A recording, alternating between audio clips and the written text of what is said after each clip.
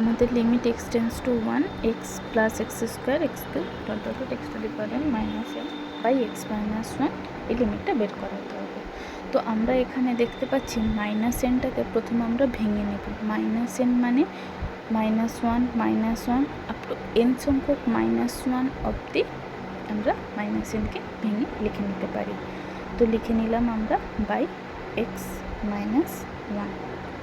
এরপর আমরা কি করব, প্রত্যেকটা এক্সের সঙ্গে একটা করে -1 অ্যাড করব। এখানে আছে x to the power n অবধি এবং -1ও আছে আমাদের n সংখ্যক। তো আমরা করে নিলাম x minus 1 plus x square plus -1 plus x cube -1 plus dot dot dot plus x to the power n -1 by x minus 1।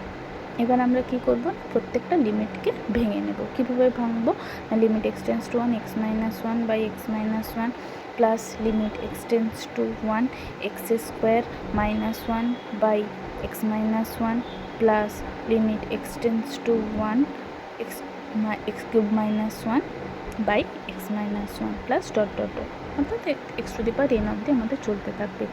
এবার আমরা লিমিটের সেই সূত্রটা কাজে লাগাবো, কি limit x tends to a x to the power n minus a to the power n by x minus a. তাহলে এখানে আমরা দেখতে পাচ্ছি এক্স যেখানে টেন্ড করছে এর ভ্যালুটা হবে n into A to the power n minus 1। তো এখানে এক্স টেন্ড করছে 1-এ, তাহলে আমাদের 1 টু দি পাওয়ার সামথিং আসবে। 1 টু দি পাওয়ার সামথিং মানে সব জায়গায় 1ই থাকবে। এবার সামনে শুধু n বসে যাবে।